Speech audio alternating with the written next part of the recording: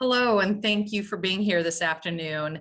My name is Diane Frost, and I'm the Assistant Superintendent of Educational Services, and you are at a parent forum to discuss COVID updates, absent details, and answer any questions you might have during this sometimes confusing times when we've got COVID and quarantine and masking and all of the other details that we've been working with over the last several weeks.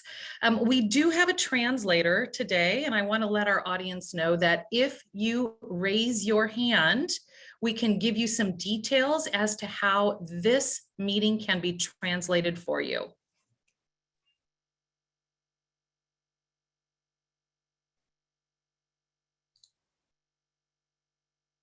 Mandy, are you able to see our audience and see if we have any raised hands?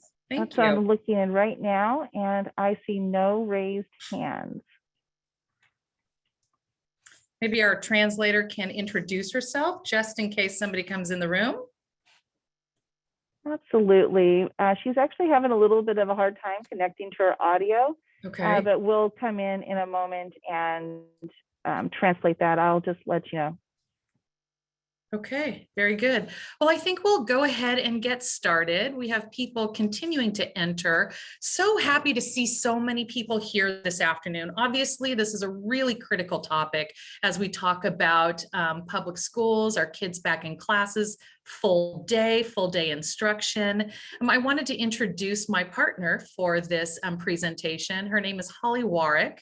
And Holly is the Workplace Infection Prevention Coordinator for San Luis Coastal. So she helps us out a great deal when it comes to COVID and supporting our families, our students, and our staff. Holly, do you want to introduce yourself? Hi, thank you so much for having me today, and thank you all for being here. So my name is Holly Warwick. I am, as Diane said, the Workplace Infection Prevention Coordinator for San Luis Coastal, and I work with a firm called Resolute Associates, and we help with strategic planning and emergency response. So thank you for being here today. Very good. Thanks, Holly. Again, our purpose this afternoon is to give you some updated information to talk specifically about what happens when a kiddo or a staff member really is positive on our campus, what quarantine means, how you'll be notified, but then to open up the session for your questions. Sometimes your questions might deal with the specific topics, or we might have missed something that you want to ask about. So we're going to start with just a little bit of background.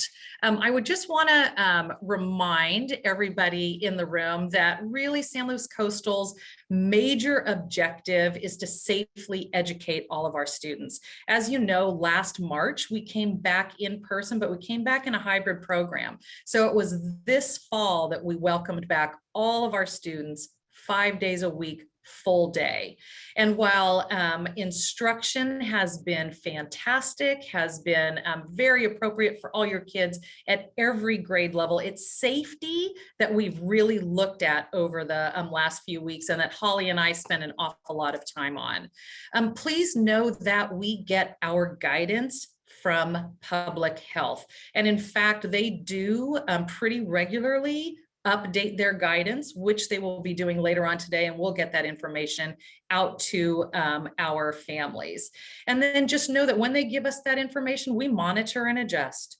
Should they change a mandate, San Luis Coastal will follow in turn, and we'll make sure that our families are aware of that.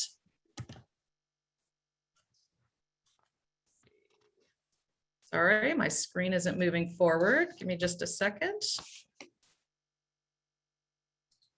There you go, Holly. So as Diane was mentioning, we look to public health. They are the experts, and especially as a public agency, we look to them to tell us the ways that we should protect our students. So public health states that vaccination remains the most effective mitigation measure to decrease spread, and particularly for those who are the most vulnerable or unable to get vaccinated. We also know that vaccination reduces the impact on our hospitals. So the other thing is that public health states universal masking indoors is highly effective at preventing the spread of COVID-19. And that the risk of exposure outdoors does not merit required masking for the majority of situations. Although they do recommend it In densely crowded situations, for the most part for schools, it is not a requirement. In winter and fall, there is a historic trend for an increase of illness, and public health is advocating strongly that students and staff and community access flu vaccination, especially because the symptoms have similarity to COVID-19. And they do state you can get vaccinated for COVID-19 and your flu vaccination at the same time. I do want to remind all of our families present today that San Luis Coastal on our website has what we call our COVID dashboard. And we have the address for you there so that you can link in if you would like. We keep weekly updated information. So the level that the county may be at, you can see the vaccination rate when we took this screenshot, and then you'll also see positive cases across the district. Each week, this will change to reflect the past week. So that data is immediately available to you. And then just talking a little bit about children who get ill and when the district would like for our families to keep kids home. We really are serious about the spread of COVID and trying to limit that in any way possible. So we've sent this list home to our families, and these are the things that we want you to look for in your children. If you see any of these, the kids should be staying home. Fever or chills, cough, shortness of breath, fatigue. You'll even see runny nose on here. And I know that seems like a common situation, malady, what you find in your kiddo in the morning, but it is related to COVID, especially with our younger kiddos. So if you see that, we want you to keep them home too. It just keeps everybody safe. So I wanted to take a moment and talk about what happens when there is a positive case. Typically what we know happens is the district has to have knowledge of that. That can come in generally in two ways. One is through parent communication, which is highly, highly appreciated because then we can respond. The other is through public health communication. When we have that information, the sites do contact tracing to identify close contacts and strategize for a response. And then there's communication outwards. So something to be noted is that contact tracing for schools applies to the school day and school supervised activities and events. Community-based activities and home-based events are the jurisdiction of public health for contact tracing. So when schools contact trace, we're looking at the school day as well as extended activities, in particular those that are supervised by district staff. So during contact tracing, there's a series of interviews that occur. Confidential staff members facilitate the interviews. They tend to be the department heads or the principal of schools.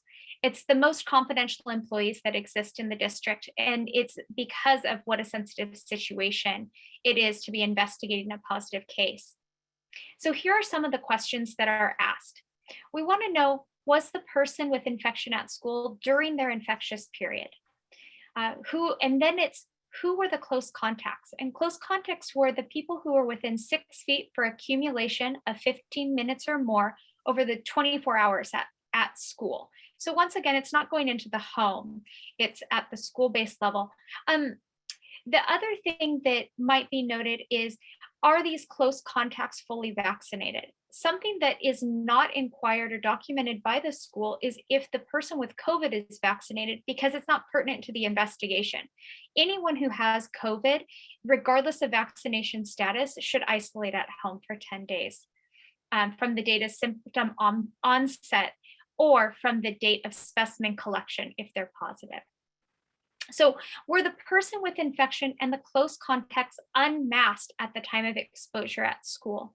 And were the person with infection and close contacts masked at the time of exposure at school? This is important because CDPH and our local public health allows schools to implement what we'll talk about next, which is called a modified quarantine for specific situations that exposure occurred at a school site. Okay, thank you, Holly. So let's talk a little bit about modified quarantine. Modified quarantine, if we follow the guidelines below, help students participate safely in class. They get to come to school and learn with their peers all day long. And again, it's called modified quarantine. To qualify for this, the student has to be without symptoms, not even that little runny nose. We want no symptoms if the kiddo is coming back from modified quarantine. When they were exposed to the COVID positive person, both children must have been masked. So that's a critical piece as well. And the exposure has to happen at school under our direction. So mask to mask on the weekend, at home, at a weekend party, that does not qualify for modified quarantine on our campuses. It had to have been an exposure under our supervision. So what happens then is once we know we have what we call a close contact, a negative test must be performed. So the school, the district offers an antigen test before the child is allowed back in the classroom. If they become symptomatic, we ask them to go home and then they'll be quarantined. They have to continue to mask appropriately. And then we will also test them again several days into the modified quarantine. So you'll have an antigen test to enter the classroom, unless the family wants to go to their own healthcare provider or public health and get a PCR test. But we will provide an antigen test on the day that they want to enter or anytime before they want to enter the classroom, and then halfway through the quarantine. And again, the district offers those antigen tests. And again, that's our opportunity to keep our kids on campus learning with their peers. Diane, may I add to that? You absolutely. Something to be noted is that the district can't accept home tests, home antigen tests. And the reason for that is home tests have different quality control metrics than the tests that are administered through the district. So that's just something to note. And that's actually stated by public health at this time. So as Diane mentioned, and as we were talking about before, there's different types of close contacts. This graphic was created by Santa Barbara County Office of Education, and it just kind of speaks to these different scenarios that you may have been hearing about. In the center, you see a circle where it talks about a positive case. So positive case, regardless of vaccination status, regardless of masking, any of that, just a positive case is a positive case is a positive case. And so positive cases need to be at home for 10 days and isolate, including from their family members to the best of their abilities, for 10 days. Public Health has directions and details for isolation on their website, and they also have directions for quarantine. Isolation and quarantine are different, so that's something to be noted. In communications, if you hear someone say quarantine, that does not mean they're positive. Isolation does mean they're positive. Isolation means blocked off from other people. Quarantine means separated from the community. So in the green section, you see a close contact who's asymptomatic, meaning they do not have symptoms of illness, who was exposed to somebody while they did not have a mask on. So either the person who was exposed wasn't wearing a mask, or the infected person wasn't wearing a mask at the time of exposure at school. What that means is that they go home and then they can come back to school 10 days from the date of that when that exposure took place. In kitty corner, if you go on a diagonal down, you see a close contact who's asymptomatic and unvaccinated, where a masked exposure is on, and the little image has a mask. And that's talking about the modified quarantine that Diane just spoke of.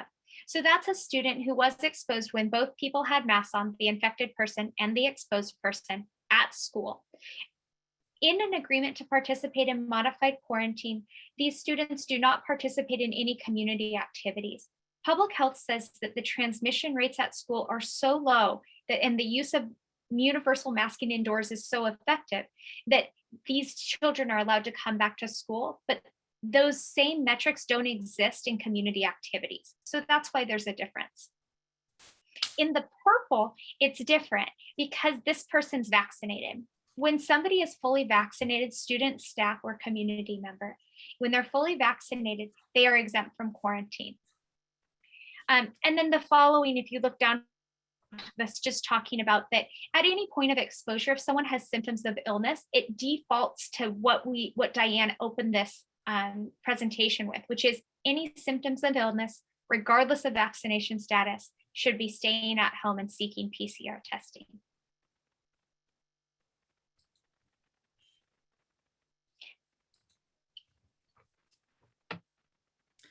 So there are a number of ways that we communicate with our families when there is a positive case, or when we believe that we have a close contact, or just want to inform you that there was a positive case in the area. Classroom closure letter, the home quarantine for 10 days from last exposure for all, a family might get that. And unmasked close contact, again, home quarantine for 10 days from the last exposure. Masked close contact, and that's what we're really hoping we're able to offer to all of our children in this situation who are not positive. A modified quarantine on campus for 10 days. Potential exposure with action. So there was suspected COVID-19, but not clearly identified. We'd let families know in that situation if there was potential exposure. And then number 6 there, we let our staff members know. And these are all very confidential letters without student or staff member names attached, but we let our staff members know if there has been a positive case in their vicinity. So. And for the AB 685, that's required by Cal OSHA. Close contact notification is required by CDPH, the California Public Health Department of Public Health. All right, and Molly. So the district screening, the offering of district screening testing is only for people who are on specific district lists. Because of the conversation we're having today, we're thinking of that being with modified quarantine, asymptomatic people who had masked exposure and were identified. These names get put on a confidential list, and then when the district provides antigen testing, it's noted so that the site has that information and we know the child is able to return to school. Another list that exists are when district providing testing is required for athletics, also for unvaccinated staff, and then at times district specific events, primarily to access curriculum content. So antigen testing is available when the district has access to the tests. You may have heard that there was recently an antigen testing shortage at the state level. That's still ongoing, and they're predicting that that might come up again as antigen tests become in high demand. So the people who administer antigen tests are trained staff. It's through a scheduled time. It involves a self-swab. They have 15-minute results. And it tends to be more like a group setting. It's not like a clinical setting that you would experience in a healthcare provider's office or at public health, where it's individualized appointments. They're reported for consent tracking. So we are tracking for consent, and then we are also noting the results so that the site knows who's clear to return. Thank you very much, Holly. We wanted to open up our parent forum, public forum to questions. And the process we'll use is we ask our people to raise their hand, and then Mandy, who is helping us coordinate this forum, will take off or maybe even ask you to take off your mute, and you'll have an opportunity to ask the questions. I do want to start with what has been a very, very common question, and that is about homework during quarantine. So for our children who are quarantined, they have to stay home for some period of time. Either they were an unmasked close contact, don't qualify for modified quarantine, or are positive, what does homework look like? And you will be working individually with your school site and with individual teachers. We do ask for a 24-hour period for our teachers to put together the packets.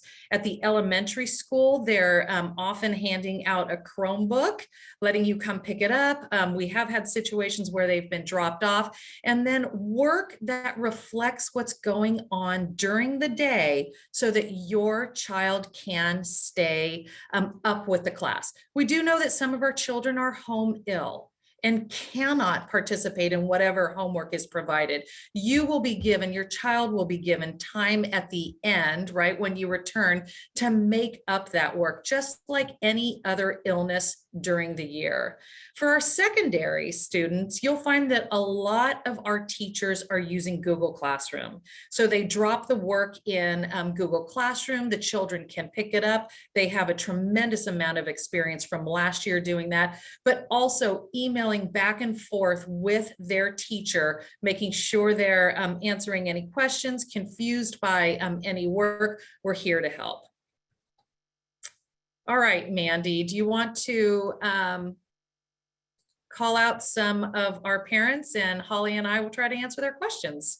Absolutely. So first of all, we have John Hanlon, and after that is Jen. So you can go ahead and unmute yourself. If you're having problem turning on your video, please let me know and I will try to help you with that. Until you're called on, please keep your audio muted and your videos off. Thank you. Hi, thank you. Can you hear me?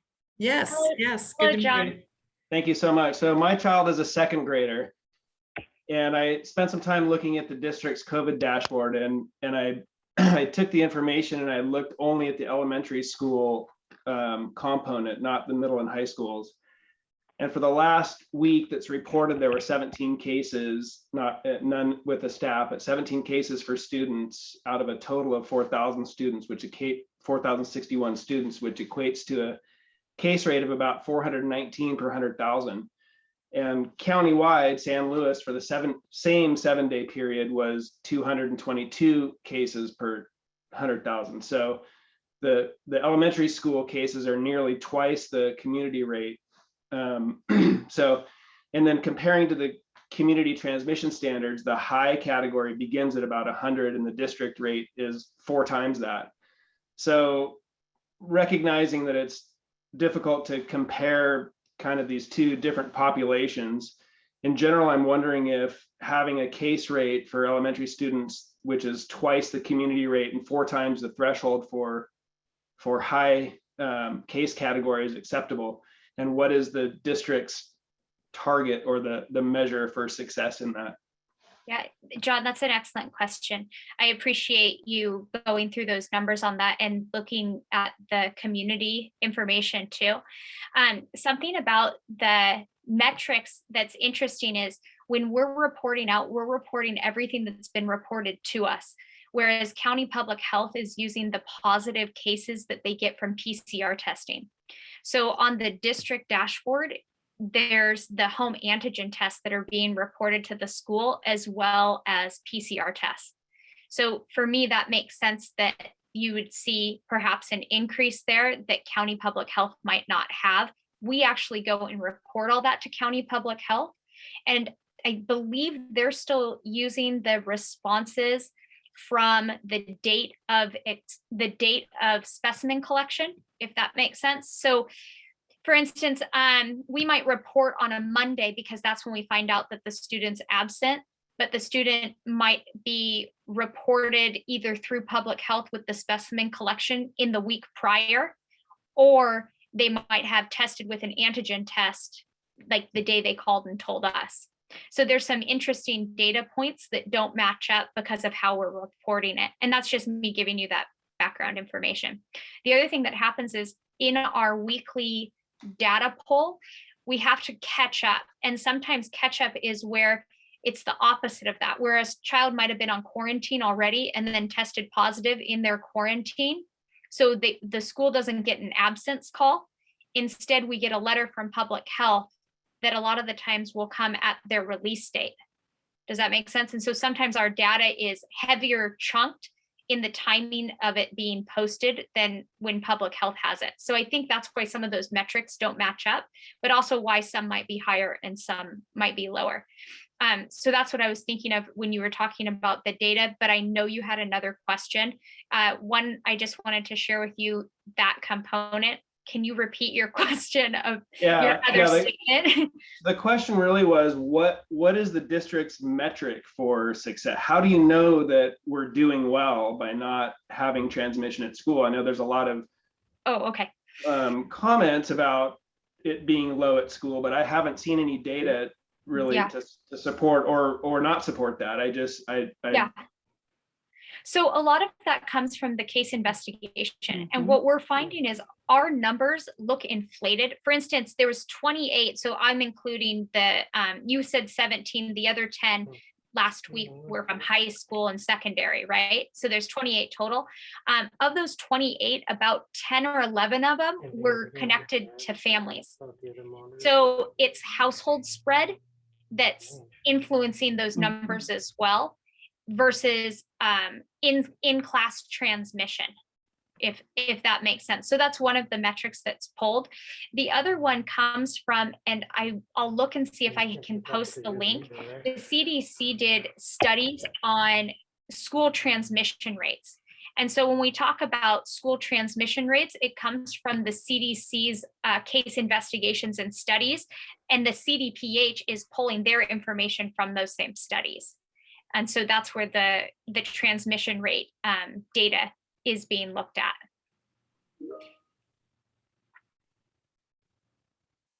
Okay, thank you. Thank you for your question. We appreciate it. I think it's Jen next. I think so. I think you're not saying my last name because it's scary. Like I'm long. sorry. That's okay. My question, I have two questions. One is, I think, a simple one to answer. We all know how important ventilation is in the classroom, and I've talked to I have 3 children in the district, 3 different schools, and I get different answers from all of the principals, but mostly it sounds like they're really confident in the filters that were applied to air conditioning. Has the actual air exchange been measured in classrooms? I'm particularly mostly concerned about the elementary classrooms where no kids can be vaccinated. Like, do they go in and make sure while kids are in there that the air exchange is 5 to 8 times per hour, which is the recommended needed thing? Or is it just we put on these filters? I mean, do the teachers know to run the air conditioner, open the doors, the window? Like how effective is that? Because I've already had sick kids, not with COVID, but with other sicknesses. And I'm just wondering really how ventilation truly is. I'm happy for your very high filter thingies, but like how nut and bolts did you actually get down to testing each classroom's air quality? Holly, can you talk a little bit about the system that was put in last year when we went through the district classrooms? Yeah, Jen, it sounds like you have a good base knowledge on that too, that the filters were replaced. And as you were talking about with that high grade of HEPA, and what they did is they tested now, and I have to check on the air exchange. So I'm not sure about that. And so we can check on that and get back to you. But I know that each classroom was checked to ensure that there was fresh air circulation. I don't know the rate of exchange, but I do know that the grade of HEPA filter that was put in place, the goal is that it's a MERV rating of 13, but they have to put in the highest standard they can with the pre-existing system so that fresh air still cycles through it. And BG&T went in, Building Grounds and Transportation went in, and they assessed each room to ensure that there was fresh air circulation. And in addition to the rooms being open with the doors and the windows, but I know they didn't do that while children were present. They did that when children weren't there to ensure that. I don't know about the circulation rate, and that would be something that we could look at and get back to you. But I did see that recently in an article with a specific machine that was used. Great, because that would be so really, I know that it's effective. Go ahead, please. that would be, I mean, that's just pivotal in keeping our biggest unvaccinated group of kids safe. Yeah. And Yeah. I'm not even sure, my child's at Teach in the modular ones. I don't even know Yeah. that they turn on the air conditioners every day. I think they're opening doors and windows, but I mean, I Yeah. really would like each classroom to be checked to make sure that air exchange is adequate because I mean, that's something easy to control versus masking and other things, you know, that fall off and whatever. And that's more on the district.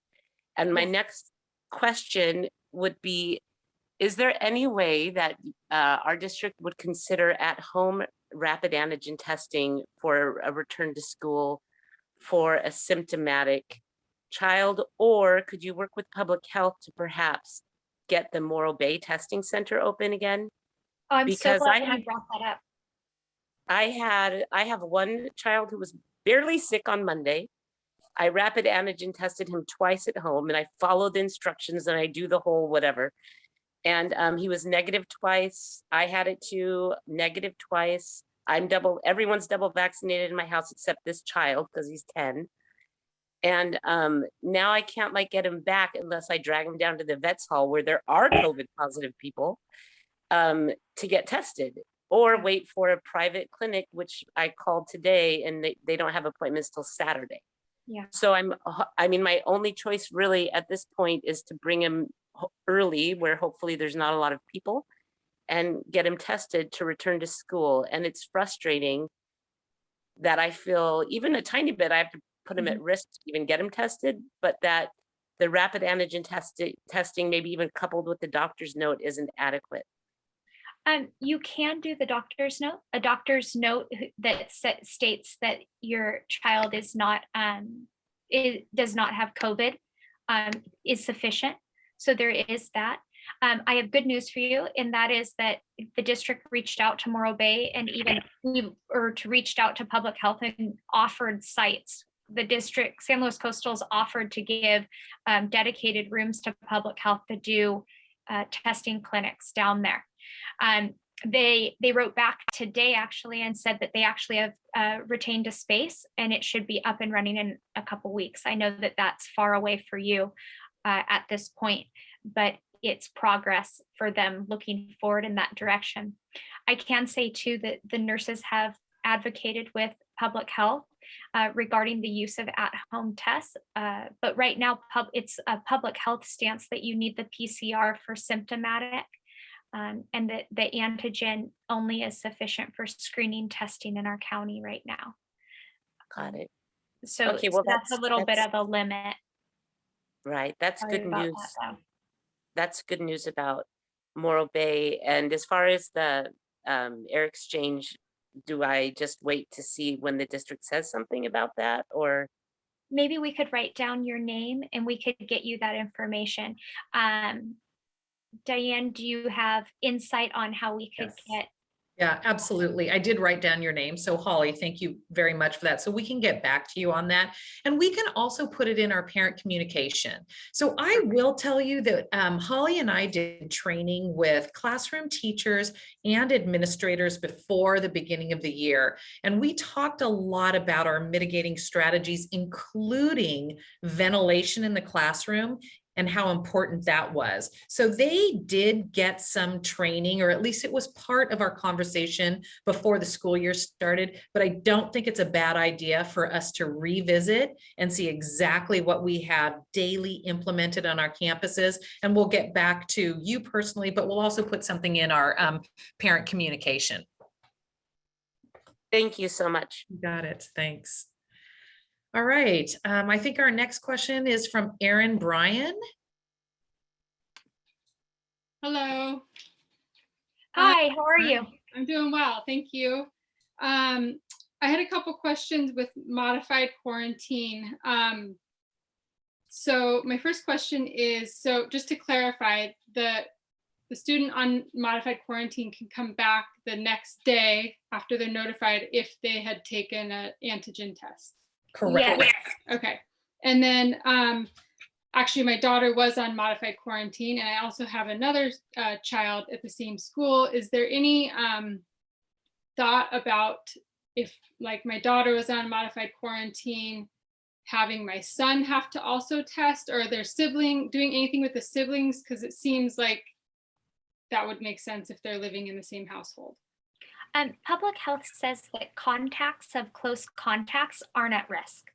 They Okay. say that if you've been a close contact, that you're not to be treated as if you're infected. You're merely staying away from the general population should that occur, but they don't want you over quarantining or over checking.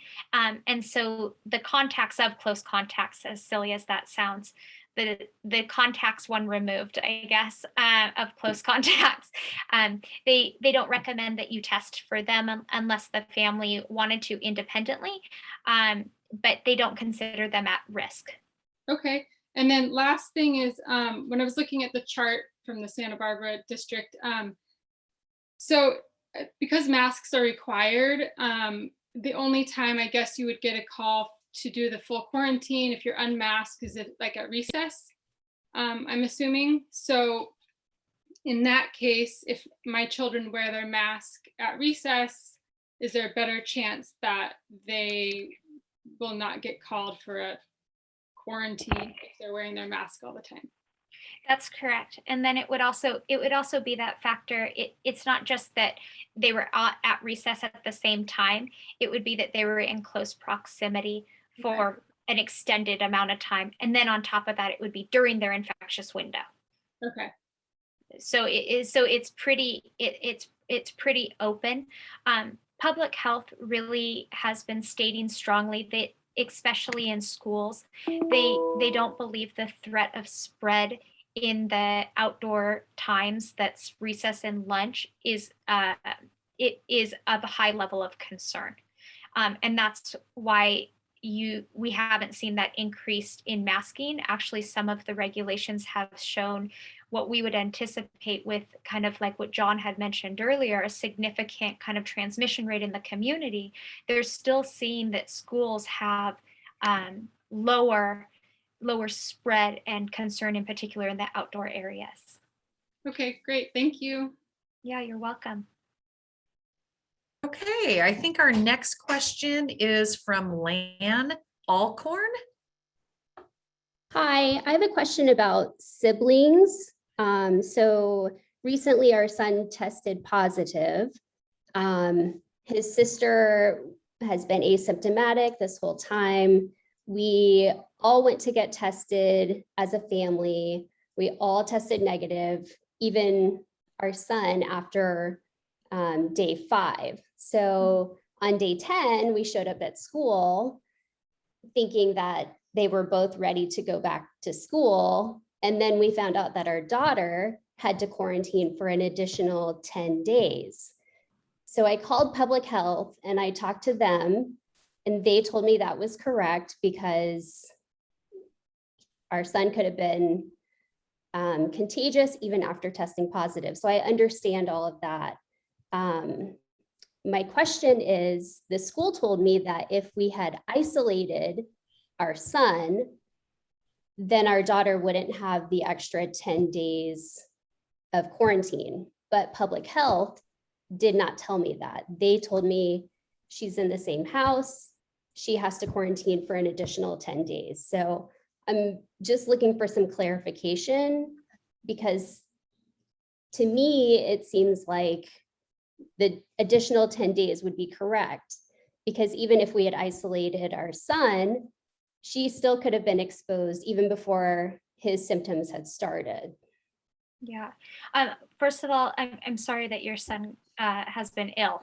So I hope he's doing better. And I'm thankful that your family all chose to go and get tested. That was very safe of you. And it sounds like you're trying to do everything right. So I'm sorry that information wasn't passed along earlier, I think. So there's 2 types of close contacts. And now I'm switching not just from a school perspective, this is now public health perspective, because if you could visualize moving from like a school-based thought process to now a community-based or a home-based process. So in public health, they have close contacts, and then they have what's called household close contacts.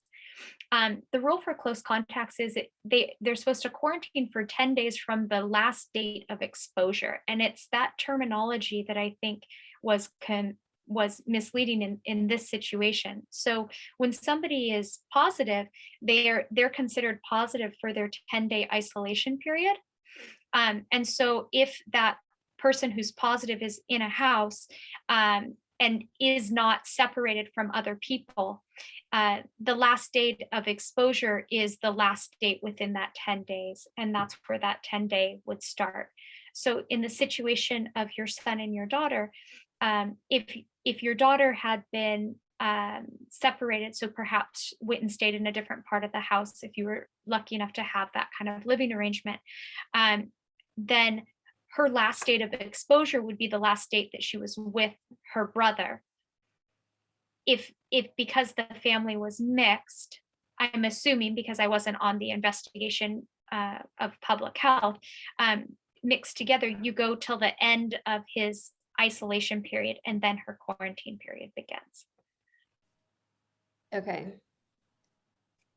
We know that's frustrating, and we know it's a long time to be out of school. And believe me, we want our kiddos on campus, but we do follow those public health directives. So Yeah, I think the most frustrating thing for me is that the school never told us to isolate him from her so that she would not have the additional quarantine.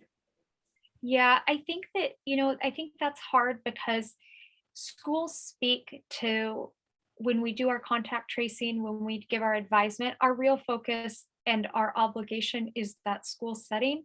And I know we refer to public health as direction for everything else, including investigation into household close contact.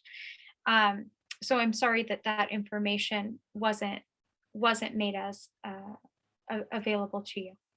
I think another thing that would have been helpful, because I was referring back to the flyer that the district sent, and it was in the presentation that kind of outlined close contacts. It would have been helpful for me if it had listed specifically for siblings, if one sibling tests positive, to isolate that sibling away from the other sibling. Yeah, that's good advice. Yeah, that's a good point. Yeah, and we do have future communications going out. So, all of these confusions that you're bringing to our attention, we'll try to make them more clear and get them out in future parent communication. Okay, great. Yeah, absolutely. Thank you for your questions. I Thank think they help you. everybody here. We really appreciate it.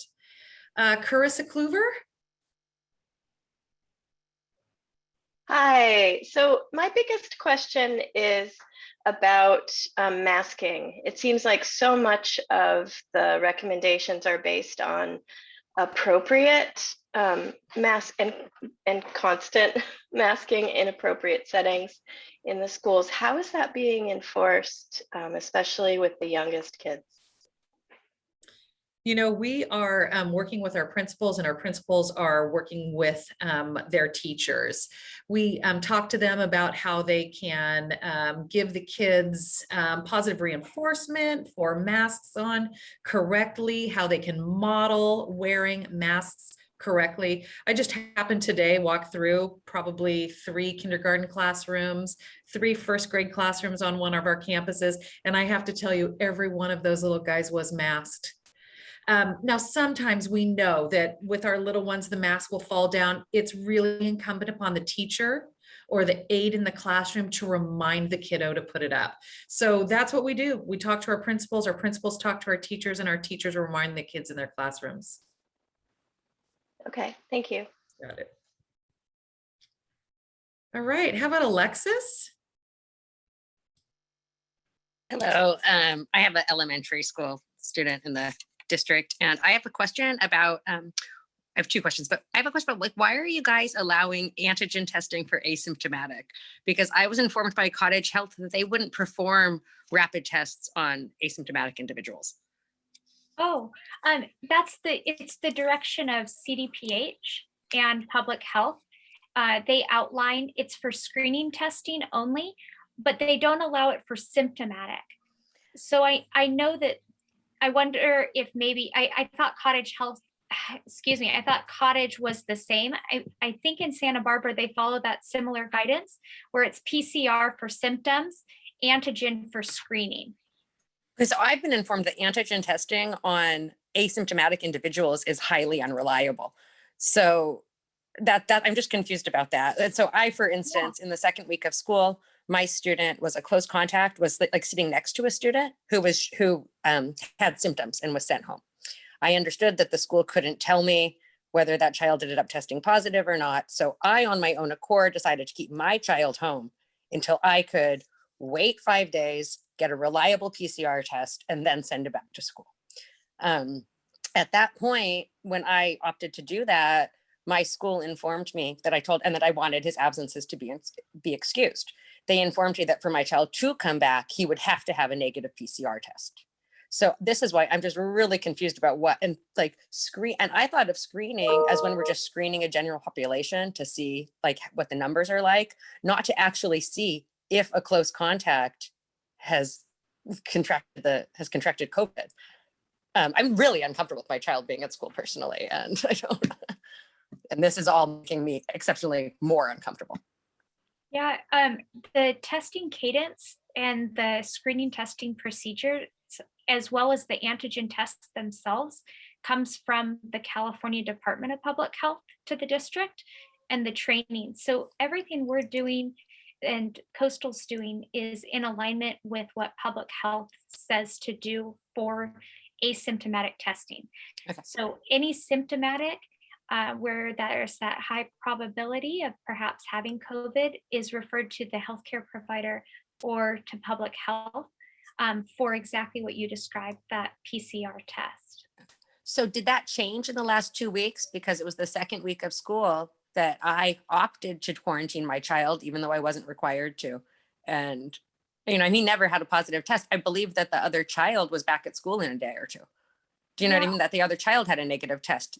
I'm just confused as why at that point 2 weeks ago, they wouldn't let me bring him back with an antigen test when he wasn't even required to quarantine at all. I don't know the specifics of that situation beyond what you described. Okay. But I know it sounds like they might have been under the assumption that he was out for illness. Because any student who's out for illness does need a negative PCR to return back to school. He wasn't sick at all. He showed no symptoms, never had any fever. I think it's because I said that I wanted his absences to be excused because I was opting to keep my child home because he had been exposed to somebody with symptoms. Okay, so then my other question is why are we not notified when one of our child is a close contact of somebody who's awaiting test results? Why do we have to wait until they have a positive result to be notified that our child was a close contact? Because I want to be a responsible person and keep my child home so that they're not possibly exposing more people while we're waiting for somebody else's results. Public health says that you respond to a positive case when you have confirmation that it's a positive case. You can respond when it's what they call a probable case, which is where somebody has had close contact that you're aware of and is symptomatic. But if someone just has symptoms of illness, public health says that they're treated as someone with illness, not treated as someone who's COVID positive. So it sounds like my problem's with public health, not the school district then. Well, I know that they're doing their best. I know that public health is working really hard to keep schools open. But it's one of those things that we're education. And so we follow public health for what we can do to be open full time for students. But I can hear, I don't know, I feel your experience and I'm sorry for that. Well, thank you. Yes. And like I said to a previous parent who asked some questions, all of the things that we're talking about today, the concerns that we're hearing from parents, we'll be sharing with our administrators. And honestly, I think if you look around, you'll see that a lot of our administrators are actually in this meeting joining us so that they also can be up with your questions, your concerns, the things that Holly and I shared. So just know that it doesn't stop here. We're informing people who make decisions in our district. Okay, so thanks you for your very much. questions. Yeah, Got it. thank you. So we're going to go with Bree and then Greg Simmons after Bree. Hi, Bree.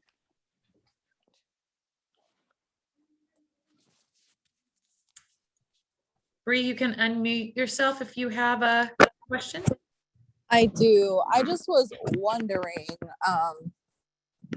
so if the students who have been vaccinated, well, I guess my question is, I'm still trying to figure it out, but it's like everyone is required to wear a mask, whether they are vaccinated or not. And everyone, whether they're vaccinated or not, who are symptomatic, has to quarantine or some combination of that. But what I'm just questioning is, why is it only this, especially when we know that even vaccinated can still transmit the virus? Why is it for sports and other stuff that only the unvaccinated students are required to test regularly and not the other students, even if they're symptomatic? It's more like an honor system and not more of a requirement when they are in close quarters and indoor. So I'm just curious. I think that part of it has to do with, there's a guidance that was issued by the state called the Guidance for Fully Vaccinated People. And that's where the exemption for quarantine and a large majority of screening testing came from. So that's outside of the schools, and then the schools guidance incorporated that in. With sports, what's really interesting is that you're right, it had been unvaccinated, and that's because of the existence of the fully vaccinated guidance. And then for staff, it exists, that it kind of mirrors itself in the Cal OSHA guidance for schools now, where unvaccinated staff members have to be screening tested weekly. So those things kind of mirror each other. Recent guidance is actually coming out. It was recommendation at CDPH, and it's my understanding that it will be fully announced possibly this afternoon for our county, where kind of what you're talking about there. In sports, there's only a couple sports that are now going to have to do screening testing, and it's for the specific sports in which the American Academy of Pediatrics determined that mask use was a choking hazard. And those sports are the sports that are indoor only. So the sports that we see primarily on the Central Coast would be stunt cheer if it's done indoors and can't be moved outdoors. And in that situation, and wrestling. And if those sports can't be done outdoors, then the new guidance says that the whole team would be tested because none of them can wear masks. So it's right now, Bree, I think that the mask guidance is for indoors is kind of the front runner as the strongest mitigation besides vaccination. And then when that can't be done, they're looking at testing. In select situations, select sports. So that's about to shift. Thank you for your question. All right, I think Greg Simmons followed by Levi. Hello, thank you. I had two questions. One, with this modified quarantine, this is the first time I've heard about we moving to this. I know that you had said the CDC studies didn't show any significant exposure outside, but I have an elementary school kid, and if you see 20 kids on the playground, on the jungle gym, you know that they're in close contact, and the majority of them are not masked. So we'll see, because the CDC studies actually took place in the springtime when we were doing more of a hybrid system where they were not actually playing outside. But one of the questions I had is, if we're moving to this modified quarantine where you could come back to school the next day with an antigen negative test, we know those antigen tests are only they're about 30 to 40% less sensitive than the PCR test. And I know it's not feasible for everybody to get a PCR test before coming back, but an antigen test within 24 hours and able to return, Do you feel like that's a little soon? Because, I mean, the incubation period, you're looking up to 10 days until somebody starts showing symptoms. So is there a thought to do an antigen test, day 1, day 3, day 5, or, something more? I mean, if we're going to use this as a screening tool, we need to make it more effective and screen them more often than just saying, hey, it's 60% sensitive at finding it, and you're okay to go back. So that was one question. And the other question is, when the school provides masks for children, it's the adult surgical mask. And really that doesn't perform a good form fit for these elementary school kids. And is there any thought to having better fitting masks for children that lose their mask, forget their mask, those sort of things? Thank you. Holly, I'll let you take the first one. How's that? Yeah, sounds great. Thank you, Greg. No, I understand what you're saying very much. One of the things that tends to happen is we find out a positive case with a specimen collection that happened days prior. So typically the initial test is usually 3 to 5 days after the exposure, because that's typically by the time someone's symptomatic and then gets their PCR test. So the initial test is kind of like your negative passport back to the classroom. And then those students actually do have to test another time with a minimum of 3 days between is ideal. They test another time in that 10-day period as well. We're talking about the close contacts at school? Yeah, that's correct. If it was mask on mask exposure. So and I was thinking of, oh, go ahead. So for the modified quarantine, it's not just one negative test. That's You correct. can go back to being unmasked. Mhm. You still have to stay masked and then have another negative test? Oh, yeah.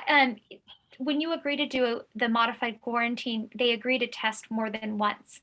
So we do an initial test to get them back in the classroom. Some places don't. This is an example where San Luis Coastal is actually more restrictive because they require that and do the work to try to get a fast turnaround to allow kids to come back. The actual guidance says that they can just come back and take 2 tests within 10 days of exposure. Coastal says you need an initial negative test to return, and then you need to test a few days later, as long as you're not about to kick out of the 10-day period. Every now and then we have a situation where someone, by time you find out about the exposure, it's been like 9 days.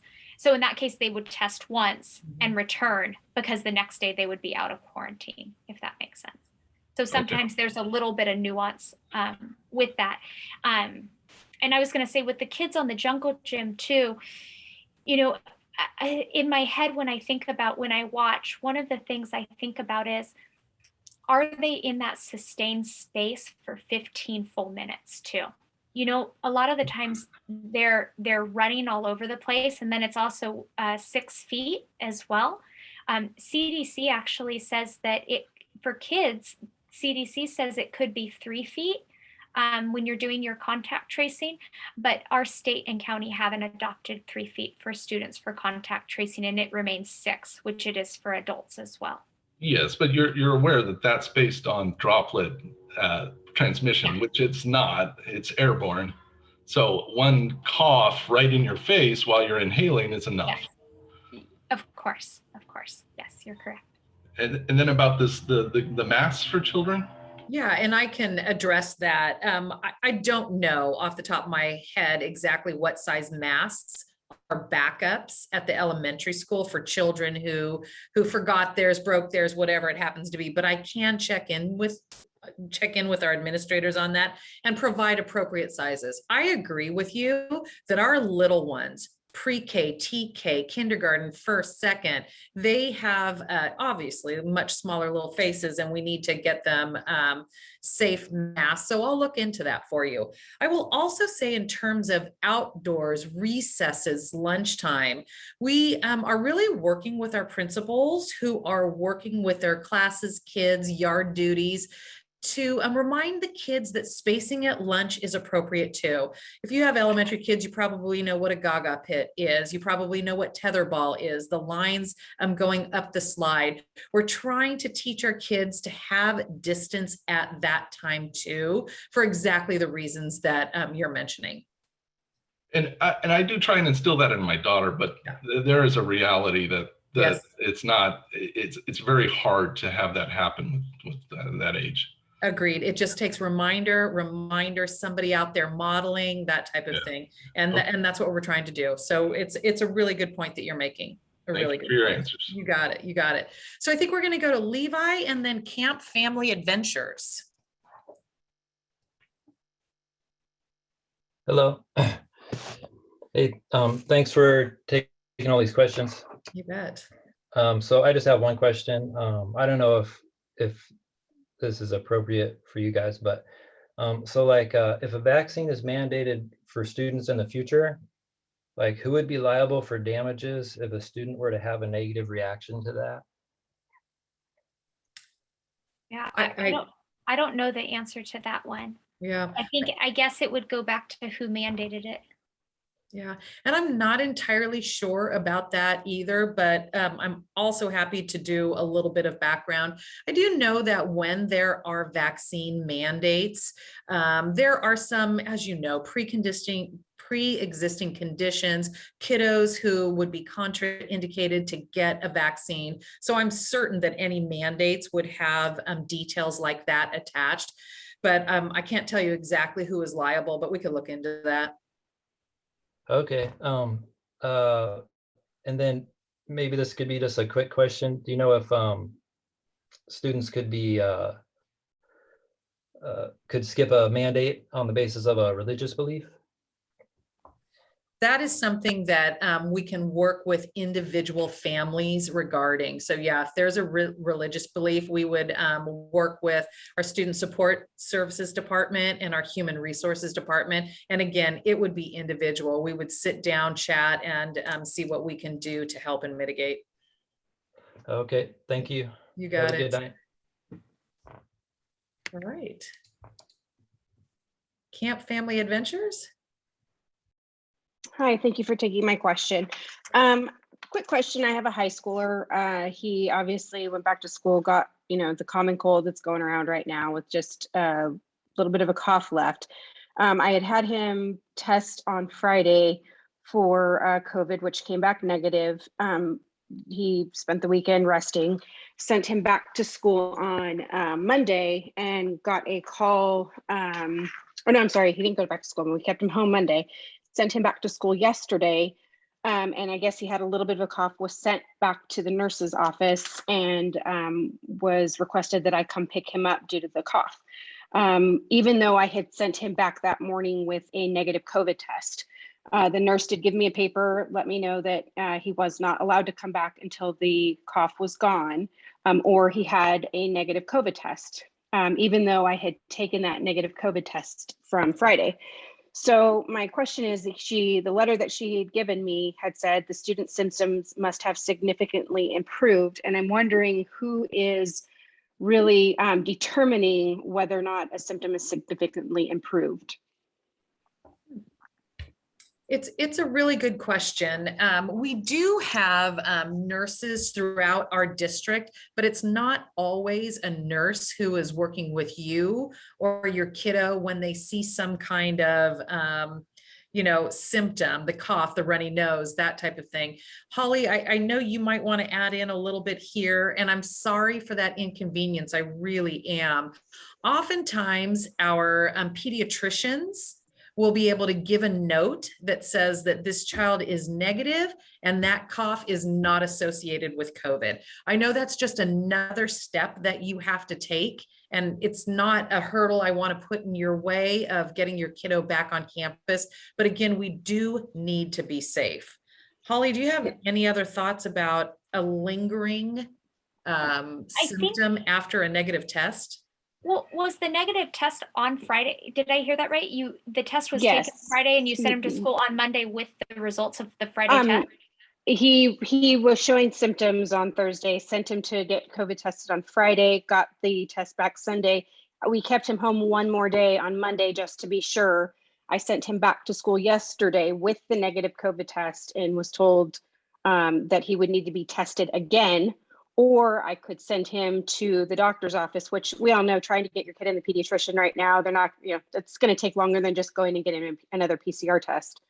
I'm wondering if there might be a communication lag on that, and perhaps Diane and I could write down your information, then we'll get back to you on. Okay. We don't have your information, just so you know. So maybe a sidebar email to either me. Actually, I'm probably the best person. You'll find me on the website. Okay, perfect. Yeah. And just by chance though, I mean, I know that that's the case, but I'm just, the biggest question was who is going to determine, when I decide to send him back to school, does he need to go see a school nurse, or who determines when it's appropriate for him to go back to school? Typically, it would be the attendance clerk. And in a typical situation, a negative PCR test result would be sufficient. And unless like the cough was so persistent that he was having a hard time, but you still have that negative result. So that's why I was thinking that there might be a communication mix up on that, but I also wasn't sure because I didn't have all the details of the situation as well, besides what you just shared. Got it. All right, so a sidebar email to me, and then we could handle it individually. Okay. Okay. Thank you. Thank you. So we're going to go with Brian Thurman, followed by Luke Watkins. Hi, Brian. Hi, thank you for taking my question. I had a scenario where we, over the last 2 weeks, we've dealt with 2 positive cases and within our school. And our frustration has been come down to the communication with the district and with the school and notifying parents of the situations. The first scenario came down where there was a positive case.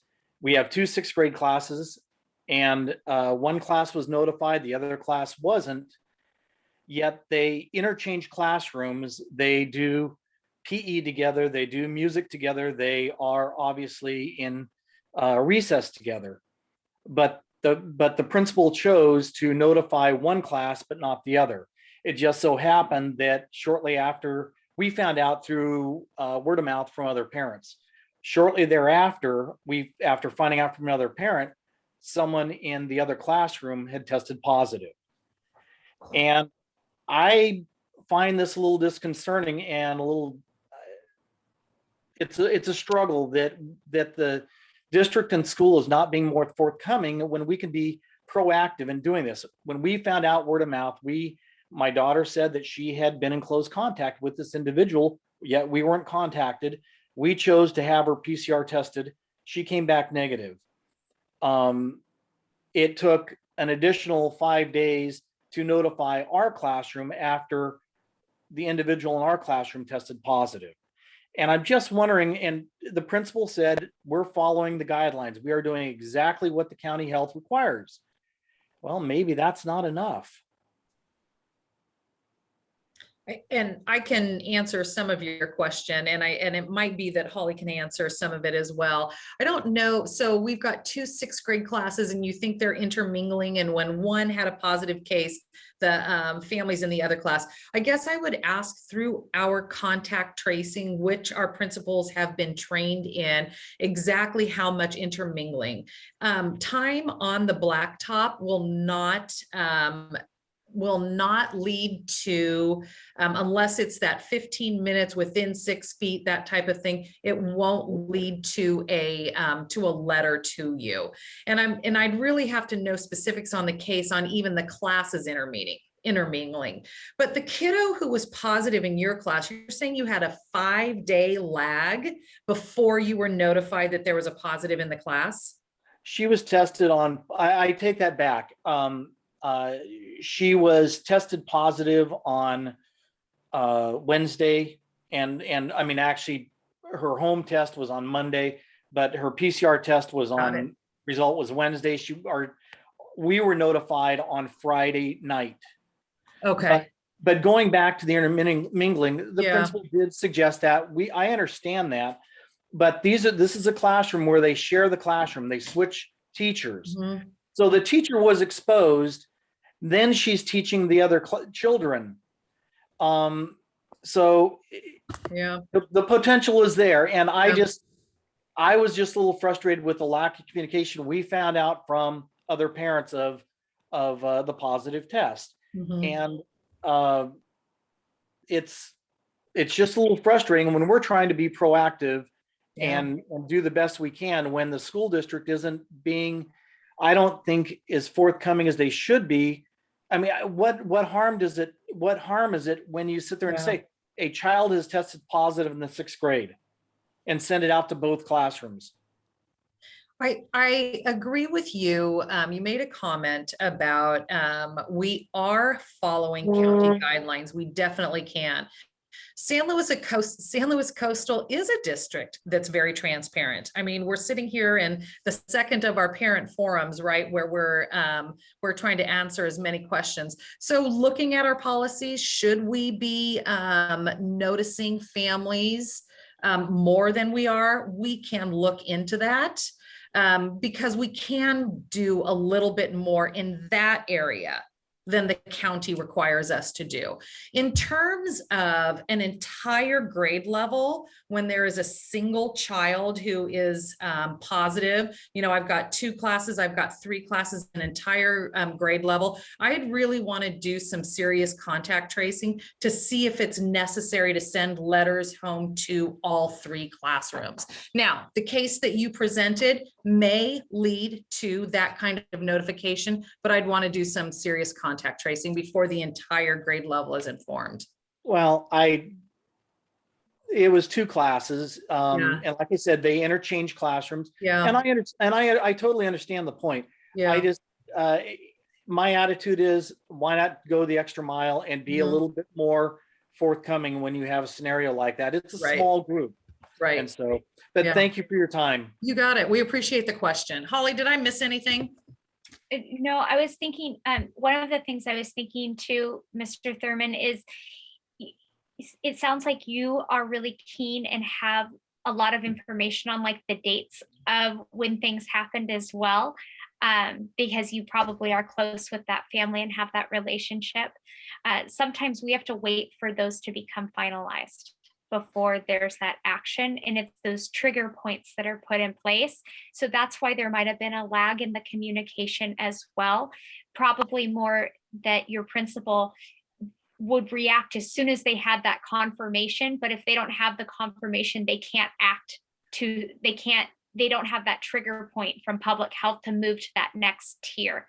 And some of that has to do with making sure that when you're reacting to the confirmed situations, so that it is not as identifying for individuals if it's unnecessary. No, and I get that, but I guess the frustration part on the first go around was that the principal felt that it was the first case was an isolated case and no one else needed to be notified, yet we had a positive out of the other classroom whose only exposure was at school. And that to me is, and then it took a while for that one to come out, but I just think we could be more proactive in terms of notifying, and that way you can have more isolation. Like I said, when we heard word of mouth, we got a PCR test and we had that done, and we didn't send her back till she was negative. Yep, understood. Thank you. No, we appreciate the thoughts. We really do. It helps us. It really does. Thank you. You got it. All right, Luke Watkins and then Lizzie Lamori. Hello, thank you. Thank you as well for taking my question. I appreciate all the discussion that you've had in this last little over an hour. My question is the mitigation protocols during lunch, especially at junior highs. I've got a child that's in 6th grade, and he's noticed that the social distancing, the 3-foot rule, the mask wearing, especially in the cafeteria area, isn't happening. And then he's also noticing in the quad area and various other different things, there's just not a lot of space. My question is has the district and the schools considered staggering lunches and or separate areas for them to dining, to eat their lunch so that they could mitigate some of the clustering that's happening in the cafeteria and in those areas? I know that our administrators are looking at that. At both of our middle schools, I believe we have still 2 lunch periods. I'm not entirely positive. It sounds like your kiddo may be at Loams with the 6th grade. I thought the 6th grade had their own area, that type of thing, and the 7th and 8th graders in another spot. We do open up our entire campuses during the lunchtime when we try to put our yard duties out and about and encourage our kiddos to spread out, be active at the middle school like they were at the elementary level. We've worked with our secondary principals like we have our elementary, reminding them what lunchtime should look like. You mentioned no masks in the cafeteria. That's a pretty strict rule. So if your kiddo has noticed that, we will remind our administrators, who will remind people who do supervision. They have to have their masks on when they're inside. When they're outside, we do not require it. We find that many of our kids do wear masks, but certainly not when they're eating. I've been on our campuses. I see that there are a lot of tables where their kids can sit. They've offered grass area, but I think it's constant reminders that they should separate a little bit, that you don't have to be shoulder to shoulder with your buddy, that kind of thing. So I can send out reminders to our administrators and to our yard duties, especially at our secondary levels. Holly, did I? All right, perfect. Yeah, go I ahead. can also include, help my child as well to remind him as well to try to choose the areas that are safest for him. Exactly. Yeah. Thank you very much. No, I think you covered it. Okay, good. Ms. Lamori? I first wanted to say I would very much be interested in the airflow studies, especially in classrooms with no air conditioning, where elementary school students are who cannot be vaccinated. And then also I have 2 questions. So the first one kind of tag teams onto another question that was also previously answered, which is, when will the California Department of Public Health update the 6 feet 15 minutes to reflect the Delta variant? That 6 feet 15 minutes is 2020 information, and that's no longer valid in a lot of places. So I'm wondering if you have any information on that. And the second thing is about the notification at schools. I know other districts throughout the state have different notification policies than San Luis Coastal does. And so, for example, thinking about the school where my 2 kids are, there was unsubstantiated, unconfirmed rumors that an entire class was sent home, quarantined, so the classroom could be cleaned. There was a rumor mill going on about how many cases, right? Mm-hmm. Why cannot the principal just send out a clear, informative, transparent email of, a class was sent home to clean? It's in the PDF that I read through that you all prepared, that this is one of the outcomes that could happen. And it's one case. We can calm ourselves and take a deep breath, right? Put the rumor mill to rest, right? Why is this not an option? So California Department of Public Health, and then also, why can't we get more specific, clearer, more transparent communication that protects the privacy of the students involved? So CDPH, we've been going, I go to weekly meetings with CDPH, and those are the topics that are frequently coming up. What I know is, what I sense is they're looking at that November timeline. If you remember, they said they would look at mask guidance changes for November 1st by then. So what I've seen in trends is that usually when there's a marker date, there's like a research date. There's like a time frame on that. So if they're going to make changes, I would anticipate that it happens around that November 1st date. Otherwise, it's out on the whim. They haven't stated that they'll be changing, and they haven't talked too much about changing the variables for close contact, especially because CDC's is different. So, that's something that was asked at the last meeting that hasn't been answered yet. And what's interesting too is you shared that it was a higher rate, and I think CDC's is still at like what would be considered a lower number of close contacts because of the distance. So it'll be interesting to see what study they pull from to make that determination. I am also highly interested in that as someone who helps with contact tracing for that reason. I do know that our local public health, while it doesn't apply to contact tracing, San Luis County has a more, they're looking for people to get their test if they've been exposed between 4 and 7 days from exposure due to Delta variant, where the state information still says 5 to 7. I know that's a subtle, but it's something that shows that our county is looking at that differently. So I would expect that they would follow in suit with that. And then your second question had to do with notification. One of the things for community notification that we noticed last year was it went out frequently and people stopped paying attention. So I guess in terms of a formal and maybe an informal, Diane, if you want to add on, but a formal notification, idea being when we would send it to the community over and over again, it stopped being heard. But that had to do with that formal community notification that was a requirement last year for people that were in person. Anytime there was a case on site, the whole school got a notification. People stopped paying attention completely. And so we'd have kids showing up who were actually close contacts because they thought that that letter wasn't an action-based letter. So it's also not a requirement anymore. The only requirement from CDPH is and local public health is close contact. So that's just some environmental, I guess, background on that. But when there's misinformation out there, which is another piece that I think you brought up, there is nothing wrong with a principal clearing up misinformation that's out in its parent community. And we can work with our principals on that. But like Holly said, we're not really doing school-wide notifications for individual cases. So, but misinformation, definitely something that they can clear up. And it's a good point. Well, when it's an entire class, that's 25 plus families, right? And so it's Yeah. no longer just a private matter or an individual case. And it seems like Agreed. now that's a school issue that needs a communication about. Right. Yeah. Yeah. Appreciate your input. Really do. Okay. I think Misty Tartaglia and then Devin. Hi, thanks for taking my call. I am coming from a different perspective from most that are on this call.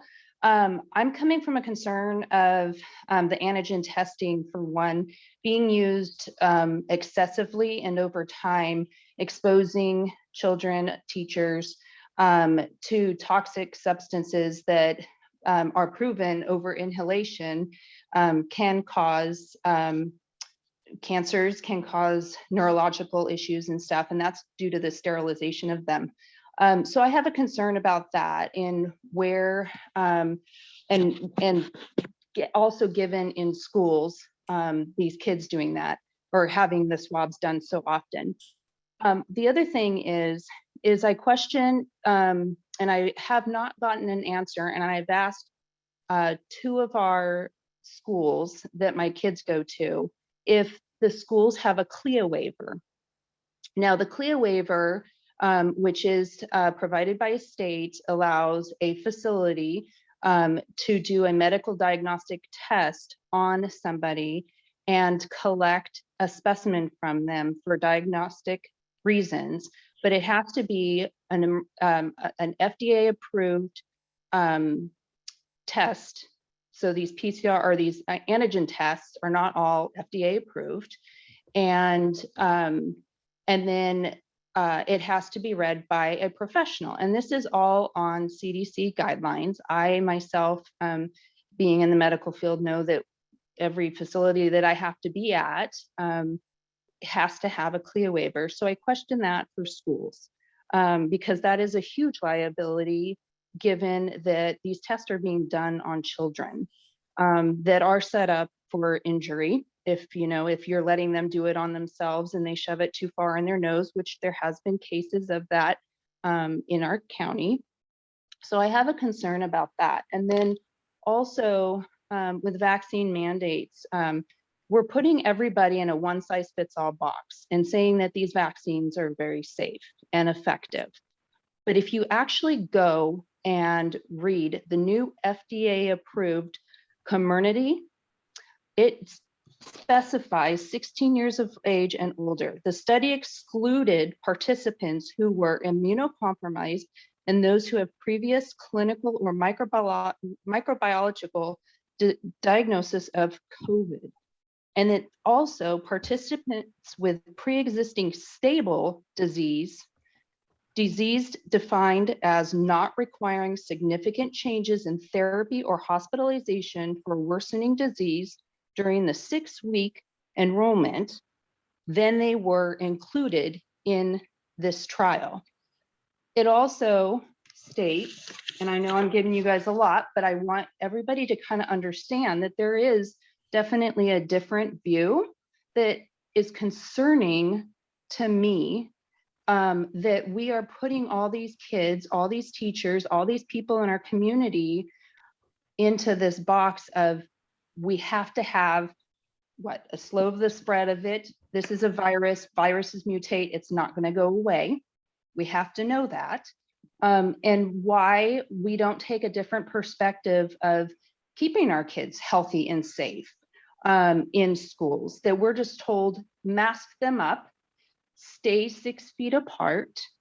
And so my concern is on the mental, physical, emotional aspect of it, and also what we're not doing to help prevent infection at home. There's no talk about this in the community from CDPH, from CDC, on the things that are really, really important that we can do to prevent, because there are treatments. There are treatments that can help this. So that's my concern. I threw out a lot at you guys, but I really want to know about the CLIA waiver. And if a kid asymptomatic chooses not to do the test, what are you guys doing to not discriminate against kids that choose not to take the tests and remain asymptomatic? So I can start with that one. The students who are asymptomatic, any student who's been a close contact, there's always the option to do the traditional home quarantine for 10 days. So that would be that choice. For the CLIA waiver, so the district is registered through the CDPH's testing program. And when you go through the registration process and you go through the MOU and you go through the training and all of that, you actually operate under their CLIA waiver. So we have a CLIA waiver through the state. The antigen tests are provided through the state under their CLIA waiver, and they're administered by trained personnel who've gone through the CDPH training procedures to administer the test. Although a variety of people could be a test administrator, the district prefers to have the nurses do it, and that's who's been administering the majority of the antigen tests. As far as you talked about frequent swabbing, I haven't heard that information, but of course, there's always the option to not participate and to do the home quarantine, or to seek it through a healthcare provider or health. Those are other options as well. But if my child wants to play, this is a scenario, my child wanted to play volleyball, had made the team, had been practicing for 2 months, had gone to 3 games, and then the school decided that they wanted to test unvaccinated for COVID, just to eliminate them trying to do the tracking, but discriminated against my child because she said, I'm not comfortable taking this test. She is now off the volleyball team because there was not given any other options. And she was told she could sit on the bench with a mask on and watch her team play, but she will not be able to participate. Did this in front of the whole team. So how are you not, how are the schools not discriminating against anybody when they say that they're not comfortable taking the test? They've been asymptomatic, or potentially some of them could have already had COVID. So are we allowing for antibody tests being done? No, right now antibody tests are not requested or required from CDPH, and all testing of athletes is at the direction of public health, unless it's for a high risk district kind of event that is like an overnight field trip or something like that, where there'd be a significant increase of risk. But the state is who decides, and our local public health decides who has to be tested for athletic participation. Anyone who has had COVID in the last 90 days is screening testing exempt. They act like a fully vaccinated person. So they are exempt from quarantine, and they're exempt from screening testing as long as they can provide that information with supported documentation. And we really do try to be confidential. I hear you saying that this was a little bit more public than your daughter would have liked, that she's missing out on volleyball. We really do try to be as confidential as we possibly can.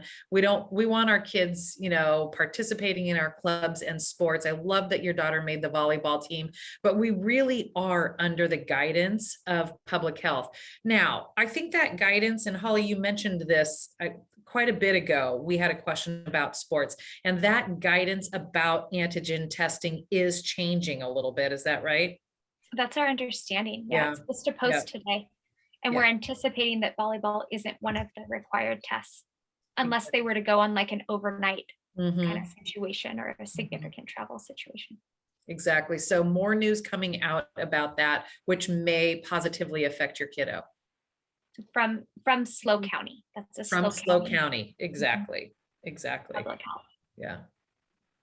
Okay. Thank you. Thank you. Devin? Hi there.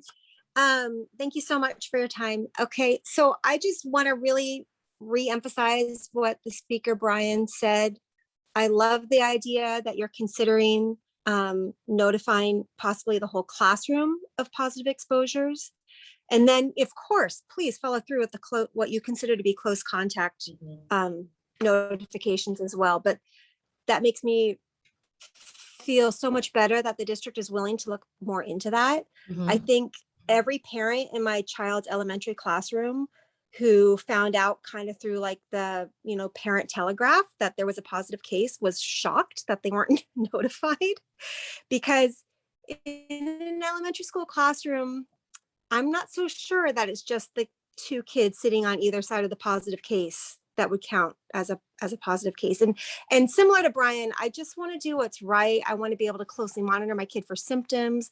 I want to be on top of it. I don't want to wait for 5 days to then for people to decide, was my son a close contact or not? So I feel like that really empowers parents if you are willing and able to change that notification policy. And also similar to what the speaker Lizzie said, I think that lack of information and relying on parents to inform each other really it's a poor public health policy. I know you're not public health, I know you're education, and you're following public health guidance, but it really does create misinformation when the information doesn't originate from the school. So again, I'm especially in the elementary school where none of the kids have the option to be vaccinated. None of them are old enough yet. So I just wanted to second those people's comments and say, yay, I know so many parents who are feeling the same way right now. And so please keep considering that. Thank you so much. I appreciate you piping in all of the feedback we get, what we're here, you telling us what's going on in the community, the information that the parents need. It helps a great deal. So thank you. Eric. Hi, sorry, I wanted to make sure whether my questions got answered or not, but the first question is there a contingency plan if all of this fails? Okay. If a school gets overrun, do we have a plan set up by the district that it'll all switch over to the homeschool program again, or And maybe that's been brought up before, but I haven't heard it.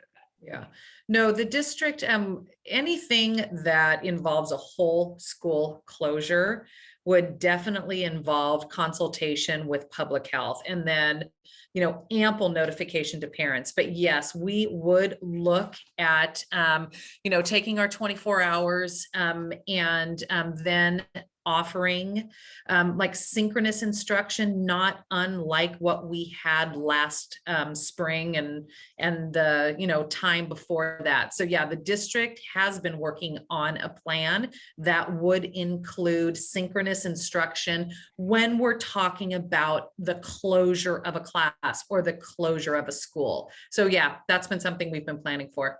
Absolutely. Okay. Yeah. Yeah, because we're only, a few weeks in here. And of course, my family's already all sick with a cold, which the first thing I say is, if we can't stop the cold, how are we going to stop COVID? Right. Yeah. Contact tracing aside. And it slowly went through. First, my son brought it home, then it went to my daughter, then it went to my wife. And now I'm going to have the brunt of it tomorrow. I can already tell. The other concern I have, and I'm hoping maybe you guys are hearing on the supply end that the testing situation is going to change. But right now, you're basically going to go through the 10-day quarantine by the time you get a PCR test and get the results back. Every time you have a sniffle, which my first grader, if you go back to 2019, well, my third grader, but you go back to 2019, and that was a rough year. And I think she was sick every month with the sniffles. So we're going to be trying to get PCR tests once a month from a well-known pediatrician in the area who now says, I'm not doing them. I don't know if it's not worth the provider's times, but the urgent cares aren't wanting to do them. They're wanting to limit how many they're doing. The pediatrician flat out said, we don't have any rapid tests. When my wife pressured, she said, do you have PCR? And they said, yes. And she said, so you're telling me the doctor is electing not to perform them? And she said, yes. So I don't know what's going on, if they're not being reimbursed enough money or what the issue is, but nobody's wanting to test. So I just foresee a real problem coming ahead of us with testing and trying to keep kids in school. Yeah, Holly, you can speak to the PCR lag, exactly how long that takes, but I will tell you, if this helps at all, for as long as our kids are waiting for their PCR results, our teachers are providing work. We want them to have meaningful work that they missed during those days, so they don't fall farther and further behind, if that makes sense. I will say we've had some people come in within 48 hours with their PCR results, and we've had some people wait longer. Holly, do you have any insight on PCR availability in our county, that kind of thing? So I was thinking two things when Eric was sharing that experience. And one is that I know the county public health just opened a South County location for testing in Grover. That opened this week. It opened on Monday, and they're planning to open one in Morro Bay in the upcoming couple weeks. So to me, what that means is they're aware that more testing is needed and they need to make it more available. The lab results, the sending it off to the lab, I think part of the reason it's taking so long is of the appointments. I do know they will take walk-ins. They say they try to limit it, but you can walk in. So there is that, but I know that that's part of the lag that's happening, is it takes a while to get in, and then you have to wait for your results as well. And that's from the lab. So that might cut the lab time. The other thing I was thinking is, it makes me wonder if soon there might be a revisitation. I just saw an article that was put out by a Harvard professor about the caliber of rapid tests. And I'm wondering if perhaps that'll change, because right now, the reason that we have to have PCRs is because that's the direction of public health. So perhaps we'll see that shift where rapid tests would be considered valid enough to be used for symptomatic as well. So that's my little insights. I don't think I gave you too much in terms of the bigger picture. No, and that's my hope also from what I understand is in other countries, they've gotten the rapid test down to where they're either free or $1 a piece, and families can test themselves every day or every other day to make sure they don't have it. And yeah, it may not be as accurate, but hopefully they're catching the brunt of them. Yeah. Okay, thank you very much. Thank you. You're welcome. Thank you, Eric. Shawnee, followed by Kim Westerman. Hi, thank you guys. Hi, thank you guys for your time.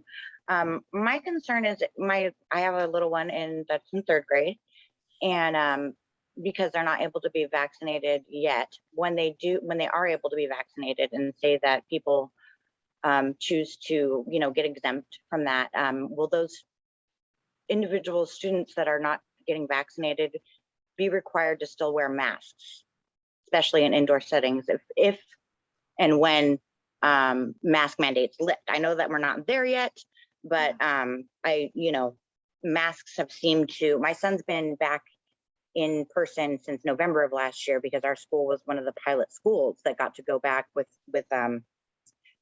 permission, and he was with a paraeducator. And I know that mask adherence was amazing. And I haven't had those same situations where we weren't notified. I feel as though I have been, I don't know if it's where we are, but we're fortunate enough to have been notified properly of those things. And about testing, I just want to put my personal experience with testing. I continuously go to the Vets Hall here in San Luis Obispo. And if you have your patient number, like I take a screenshot of my number and my son's number, and that's sufficient when you walk in to give them your patient ID number. When you walk into the Vets Hall or any of the county testing places, that has been what I've done for myself. I work around the public. And so he and I both caught COVID right before everybody started getting Delta. And we've tested many other times because of how close I work with the public. Mm-hmm. Mm-hmm. Thank you. No, that's good advice. Thank you. Just, being prepared when you go, knowing where to go, doing the walk-in. No, and the fact that you've had some notifications. So we appreciate that perspective as well. So. And I would say, to go back to your question about would masks be required for unvaccinated individuals, I think that's going to be a whole new set of guidance is what I would anticipate. And masks would still be something that they would either require or recommend. I have a feeling it will be addressed by public health, but I think that if the vaccine is available and approved for younger individuals, that the whole guidance might start to shift on what's required and what's not. As well as what other people brought up about the Delta variant and where we are now versus what was expected at the beginning of the year. I think that we've seen changes in guidance like we've had this whole time, I suppose, constant changes in guidance. But I think those would be some big ones that would cause major shifts. I appreciate all your guys' hard work and detail, close attention to detail. Thank you so much. Thank you very much. All right, Kim Westerman, followed by Greg Simmons. Hi, I just have a comment. I'm speaking on behalf of a number of families on this call, and we just wanted to say, Diane, Holly, and all your staff, we appreciate everything you're doing. We know that this is a moving target. We understand it's not just for our school district, but for the entire country. We appreciate the mask mandate and all the other measures that you're putting in place to keep our kids safe, protect them, and keep them in the classroom. So thank you for all you're doing. Well, thank you very much. We really appreciate that. I can't tell you how happy we are to have the kids back full day. Sincerely, it's wonderful to see them out there, and any safety measure we can put in place. So thanks. All right, Greg. Okay, thank you again. Sorry, I wanted to just jump in because I do work in the local emergency rooms here. One thing is there is a testing center at San Luis Airport, and they do PCR testing within 24 hours. And then PCR test of itself is a test that takes a number of hours to run because of the way PCR is run. We're also suffering a shortage of the reagent for the PCR testing. We're not even able to do it on all of the patients that come into the ER. So those are kind of contributing to the delay. in getting the test results. And then finally, the comment before about the swabs deals with ethylene oxide, which is not, it's a gas and it's not present once you open a swab up. And so it's not really transmitted to a person. But thank you guys again. Appreciate all your staying with us through all these questions. You got it. That's what we're Greg, here thank for. you so much for providing that information. That was awesome. I'm so glad you popped back in. Absolutely. No problem. All right. I think that's the last of our questions. I don't see any other hands up. Just wanted to say how much we appreciate having you all with us here today. It's important for us to share information, but it's also important as a district for us to get feedback from our families. And I think we've got some really good feedback today. I mentioned that we'd get some information out in our next parent communication. So take a look at that. And a lot of the issues that came up today that we didn't have specific answers for, we'll try to do that within the next parent communication. So thank you all very much. Appreciate your time. Thank you. Thank you so much. You guys are amazing. Thank you. Thank you for being here. Thank you, guys.